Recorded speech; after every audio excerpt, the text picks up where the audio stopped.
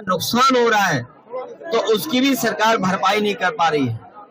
किसानों को जहां मेहनत करके अपनी फसल तैयार करने का मौका मिलता है, वहीं दो सींग वाले भी परेशान कर रहे हैं। हर खेत की रखवाली करनी पड़ रही है और हमारे बड़े पैमाने पर बेरोजगारी है।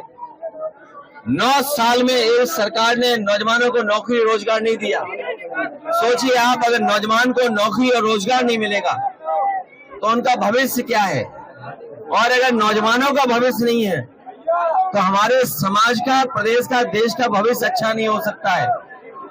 मैं देख रहा हूं कि विधानसभा में बैठ करके भारतीय जनता पार्टी के लोग झूठ बोल रहे हैं।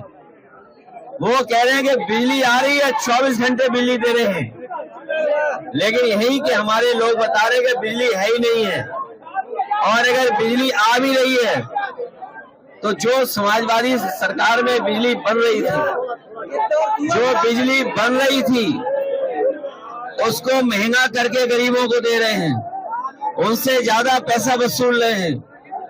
जीएसटी बढ़ाते बढ़ाते हमारे किसानों की हर सामान पे जीएसटी ले रहे हैं, उससे उनका सामान, इक्विपमेंट सब महंगे हो रहे हैं। ये महंगाई इसलिए कि मुनाफाखोरी की वजह से है।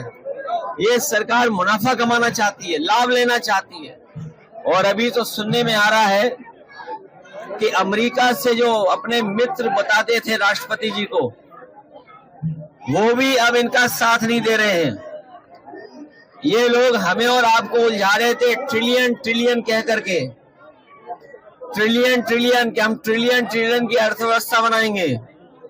लेकिन अमेरिका से राष्ट्रपति ने कह दिया कि 21 मिलियन हमने पैसा भेजा यहाँ पर। हमें आपको उलझा दिया ट्रिलियन में, और खुद 21 मिलियन पता नहीं कहां पहुंचा दिया है। कारखाने बंद होने जा रहे हैं। अभी अमेरिका से कई उद्योगपतियों को ब्लैकलिस्ट कर दिया राष्ट्रपति ने वहां के। और हमारे मुख्यमंत्री कह रहे हैं कि अंग्रेजी कौन सीखेगा, कौन नहीं सीखेगा।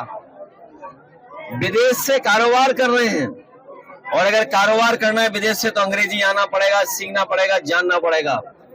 और महाकुंभ की जो व्यवस्था खराब की है उसके लिए जिम्मेदार मुख्यमंत्री खुद हैं, क्योंकि खुद ही वहां जाकर के बार बार निगरानी करते थे, निरीक्षण करते थे।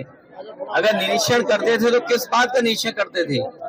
जो लोगों की जान गई है कुंभ में, उसकी सूची नहीं दे पा रहे, नाम नहीं बता पा रहे हैं। जो खोया पाया केंद्र में है वो भी नाम नहीं दे पा रहे हैं, क्योंकि सरकार डरी हुई है। क्योंकि नाम देते ही उनकी सच्चाई सामने आ जाएगी, कितने लोगों की जान गई है। लोग थक हार करके चले गए। और ये गिद्ध वाली बात जो कह रहे हैं, मुख्यमंत्री जी ने गोरखपुर में गिद्ध के लिए एक कुछ बनाया है। गोरखपुर वाले और हम लोग जानना चाहते हैं कि ये गिद्ध के लिए क्या बनवा लिया है गोरखपुर में आपने।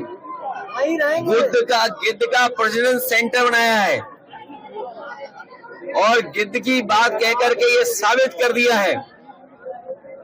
और आखिरकार गिद्ध को कह करके किसको अपमानित कर रहे थे? क्या उनके परिवार के लोगों को, जो अपने परिवार के सदस्यों को ढूंढ रहे थे? एक बेटी अपनी माँ को ढूंढ रही थी, भाई को ढूंढ रहा था। लोग आकर के अपने घर वालों को ढूंढ रहे थे जो अभी तक नहीं मिले हैं। क्या ढूंढने वालों को सरकार गिद्ध बोल रही थी? और सबसे बड़ा सवाल है, ये जो सुअर का नाम ले रहे हैं, ये हम लोगों ने किसी ने नहीं कहा कि पानी खराब है गंगा का। सेंट्रल पॉल्यूशन बोर्ड ने कहा है कि ये गंगा का पानी खराब है। गंगा का पानी नहाने लायक भी नहीं है, आचमन तो भूल जाइए। तो सोचिए सरकार किसको सुअर कह रही थी। मुझे तो लगता है ये दिल्ली और लखनऊ के झगड़े में एक दूसरे को गाली दे रहे हैं। अगर उत्तर प्रदेश के बोर्ड कह रहा है, उत्तर प्रदेश का पॉल्यूशन बोर्ड कह रहा है कि पानी साफ है, और दिल्ली का पॉल्यूशन बोर्ड कह रहा है कि पानी खराब है, तो इसका मतलब है लखनऊ वाले दिल्ली वालों को सुअर कह रहे थे। ये जिम्मेदारी किसकी है? ये जिम्मेदारी दोनों सरकारों की थी। ये डबल इंजन नहीं, डबल ब्लंडर वाली सरकार है। इंजन टकरा रहे हैं, डब्बे टकरा रहे हैं, और जनता भी इंतजार कर रही है कि इस बार इनके पास जब चुनाव होगा, सूखे पत्ते की तरह भारतीय जनता पार्टी का सफाया हो जाएगा।